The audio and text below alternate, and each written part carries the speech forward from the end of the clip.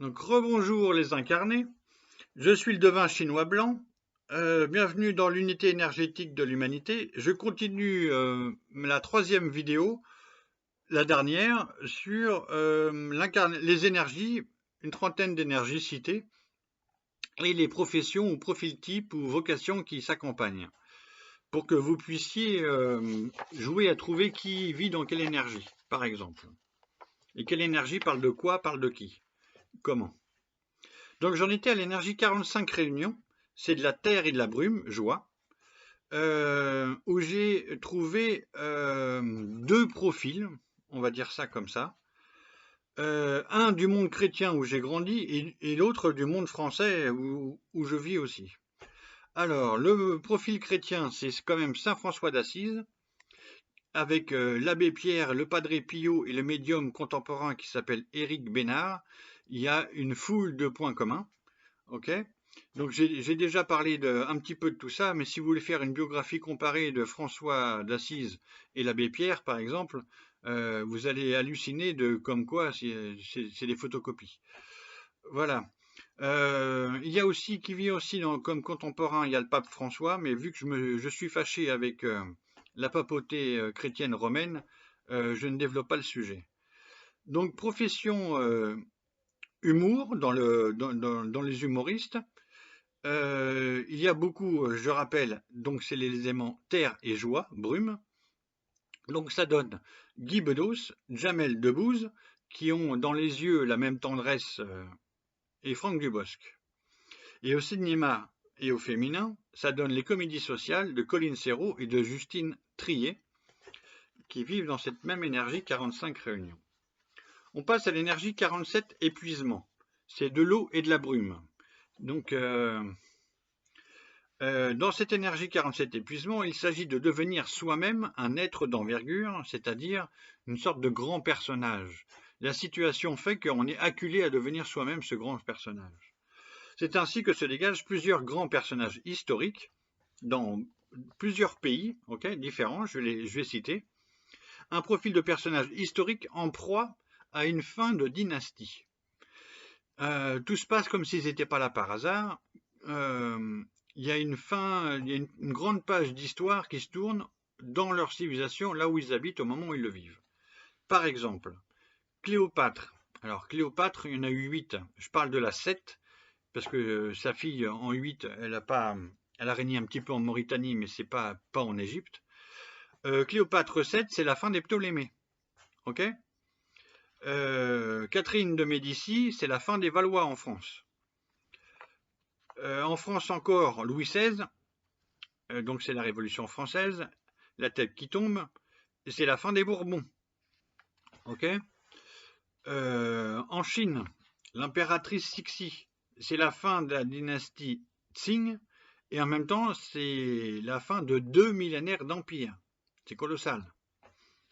En Angleterre, il y a la reine Elisabeth II qui vient de partir il n'y a pas longtemps, et je pense que c'est aussi une fin dynastique à leur manière. Je ne développe pas, ils se débrouillent.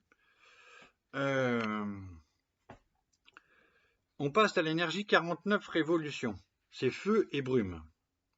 Alors là, je vais me contenter d'une la palissade. L'énergie 49 révolution se dégage des révolutionnaires. Alors là, c'est pas compliqué. J'en cite 3. Il y en a des tonnes d'autres. Le plus connu d'entre eux, les deux plus connus, c'est Mao Tse-tung et Fidel Castro. Et un moins connu en France, c'est Guy Debord, parce qu'il n'a pas régné de la même façon. Mais il a écrit quand même La Société du spectacle, entre autres. Et les panégyriques, 1, 2, etc. Un peu de cinéma et beaucoup de révolutions. Ok.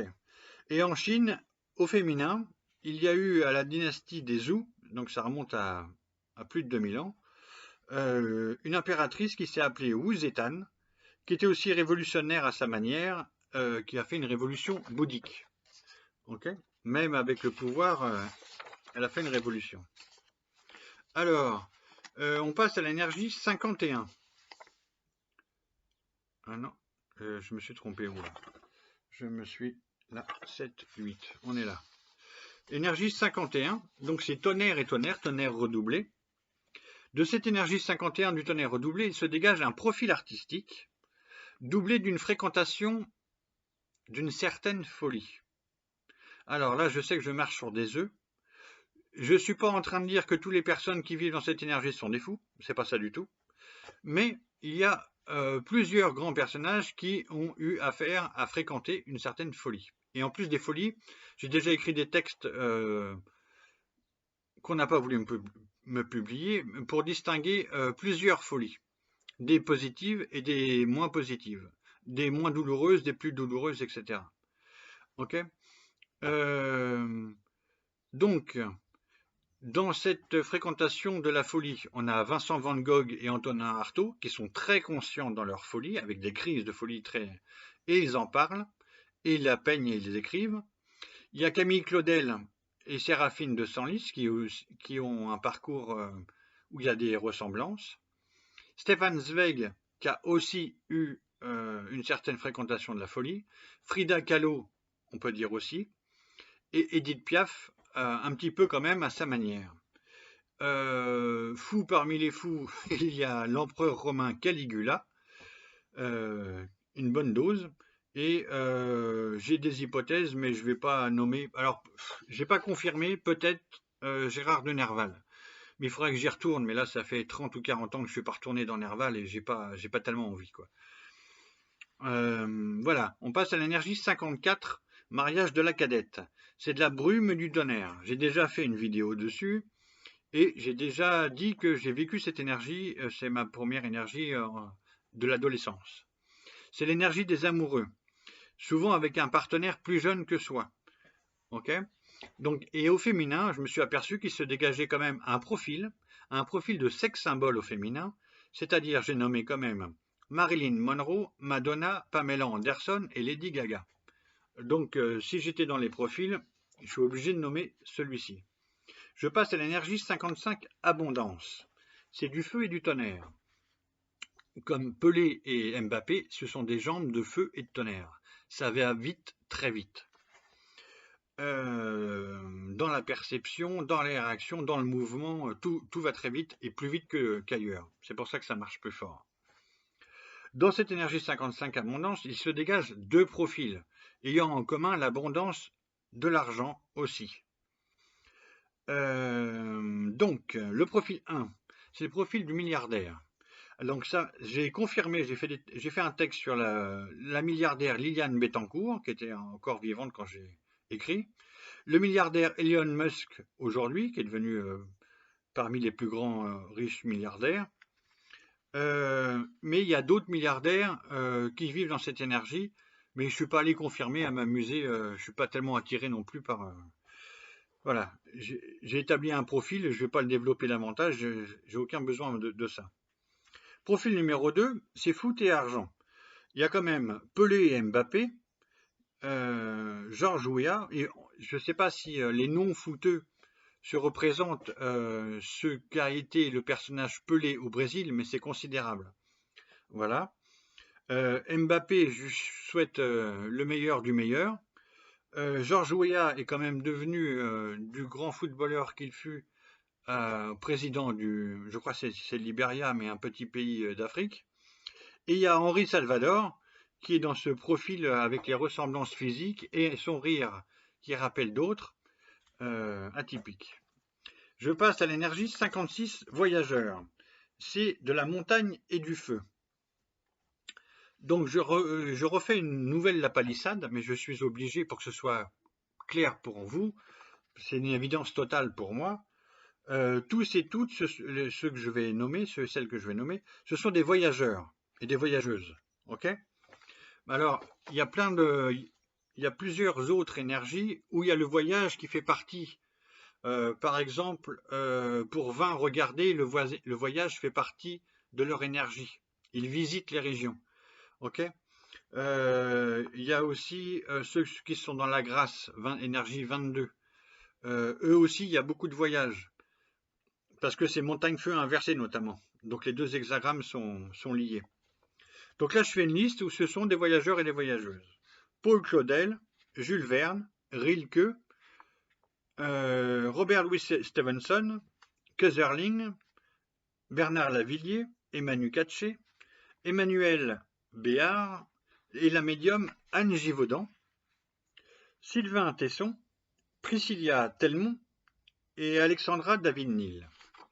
Donc là, on est dans... C'était les voyageurs. D'accord. Nous passons à l'énergie 57, se modeler. C'est vent et vent, vent redoublé. De cette énergie 57 se modeler, il se dégage deux profils. Le profil 1, j'étais obligé, pour moi, c'est très important, c'est Rodin et Eiffel. Alors, il faut se rappeler que Eiffel, c'est quand même le premier qui se soucie d'une soufflerie aérodynamique. Et pourquoi? Parce que vent plus vent. Ok? Et il faut se rappeler aussi que la structure de 300 mètres de la tour Eiffel, elle prend du vent, forcément qu'elle prend du vent. Mais il y a un calcul aérodynamique dans sa structure. Faire vent. Ok? Faire vent. Ok. Alors, je rappelle encore autre chose à propos de Rodin. On est dans l'énergie 57 se modeler. Rodin est un immense sculpteur et un immense modeleur. D'accord? Je vais rappeler pour ceux qui ne savent pas, il y en a qui ne savent pas, modeler, c'est rajouter de la matière. C'est par exemple qu'on prend de la terre et on modèle quelque chose pour donner forme. Et donc là, Rodin était excellent, exceptionnel. C'était bien se modeler. Mais Camille Claudel, son amante, était supérieure à Rodin en sculpture. Sculpture, c'est on prend de la pierre, du bois ou du marbre et on retire de la matière. On sculpte. On fait apparaître une autre forme. Ok. Et là, Camille Claudel était génial. Voilà. Deuxième profil. Profil des humoristes. Alors là, je suis obligé de le dire, Raymond Devos, Jean-Marie Bigard, Muriel Robin, Florence Foresti et Blanche Gardin. Donc c'est pas par hasard que ils ont cette faculté de se modeler. Alors je rajoute encore Angoun, qui chante Vent au Sahara, donc il y a quand même son tube, il y a vent dedans. Et puis il y a Iñárritu, le réalisateur mexicain, qui vit dans cette énergie. Je vais conclure par l'avant-dernière énergie du wiki, l'énergie 63. Alors là, c'est un peu particulier, mais je voulais pas. C'était l'occasion d'en parler, donc j'ai saisi. C'est un peu tiré par les cheveux par rapport à la thématique dominante, mais je le dis quand même. Donc énergie 63, c'est déjà traversé. L'énergie 64, c'est pas encore traversé. Les deux, c'est de l'eau et du feu, et ici, 63, c'est du feu et de l'eau. Et donc, c'est les deux énergies, comme il y en a deux au départ avec le masculin et le féminin, qui ouvrent les 62 autres énergies. Là, il y a deux qui referment, eau, feu, feu, eau, 63, 64, qui referment le cycle et qui réouvrent un nouveau cycle de vie, puisqu'on est dans une énergie qui ne s'arrête jamais. C'est le changement qui continue. Ok? Un nouveau cycle commence. Un se termine, un nouveau cycle commence. Donc pour cette énergie 63 déjà traversée, j'ose un rapprochement audacieux entre trois grands écrivains.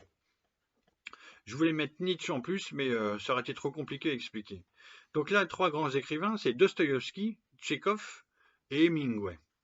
Alors ce qui est pas mal, c'est qu'on a des Russes et on a un Américain. Donc il n'y a pas de parti pris de ma part, je parle de littérature. Okay, c'est un écrivain qui parle de littérature, je m'en fous de la politique et je les emmerde. C'est clair. Donc, les deux écrivains russes ont vécu et survécu au goulag. Ok? Et leur œuvre et leur vie en est imprégnée à chaque page de l'existence. Il suffit de les lire pour comprendre le truc. Idem pour Hemingway, qui, jeune journaliste sur le front, a été blessé en 1916 en Italie pendant la Première Guerre mondiale. Donc cette expérience fondamentale rejaillit d'autant plus dans leur œuvre que la grande image de cette énergie 63 déjà traversée stipule, indique, l'être accompli ainsi en pensant au malheur s'en prémunit par avance.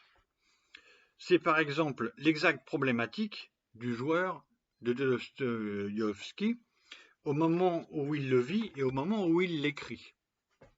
Voilà. Par ailleurs, je termine en citant d'autres personnes qui vivent dans cette énergie. Ça va si bien, donc j'ai dit Nietzsche. Il y a Renaud qui pense au malheur et qui essaye de s'en prémunir par avance, il vient de se marier. Joie à toi. Sophie d'avant. Julie Andrieux qui fait ses recettes avant de les présenter. Donc c'est bien déjà traversé avant que la caméra n'arrive. Adriana Carambeu, elle a fait des études de médecine, donc il y a bien cette histoire de en pensant en malheur s'en prémunir par avance. Et Sophie d'avant, c'est pas Sophie d'après. Voilà pour ce trait d'humour absolument génial. Merci et à bientôt. On s'arrête là.